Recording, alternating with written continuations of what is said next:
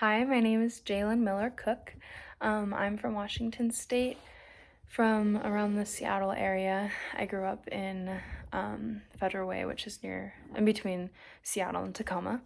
My parents were both born in Utah. My mom moved to Washington when she was younger, and then that's where she grew up. And then my mom and dad met in college in Utah. And since they got married, they've been in Washington ever since. So that's where me and my older brother and my older sister all grew up. My husband is from Arizona, and that's where all of his family grew up and where his parents are both from. And then him and his four siblings all grew up there as well. He has two in-laws. And my brother just got engaged, so soon I'm going to have another in-law, which is really exciting. So for my relationship, I would really like to have a relationship that thrives off of communication. It's something that I've been studying a lot this semester already, and I think it's very important.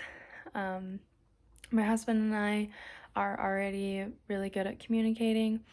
It's something that I've always struggled with in relationships when I was younger, and especially like in high school and being a teenager and everything, whether that was people I was dating or just even my parents. Communication is hard.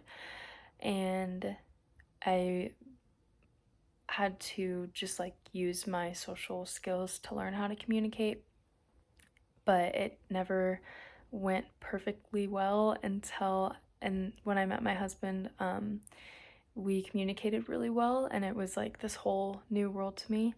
So it was really interesting to feel like we had this good connection and this good communication.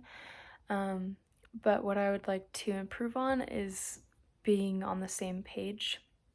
We communicate with each other really well and tell each other where we're going to be and all that kind of stuff, but sometimes we miss things and we're not always on the same page. So this wouldn't consist of any marital myths because we would be openly talking and figuring things out together.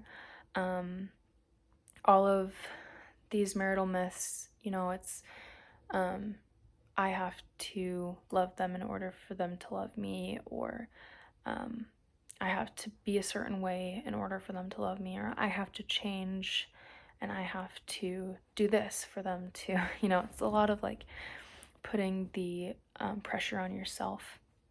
And while marriage isn't always 50-50, you should both be putting in the most effort that you can. So you're not depending only on yourself for the other person to love you. You should be working on your relationship together and be learning how to communicate that whole time.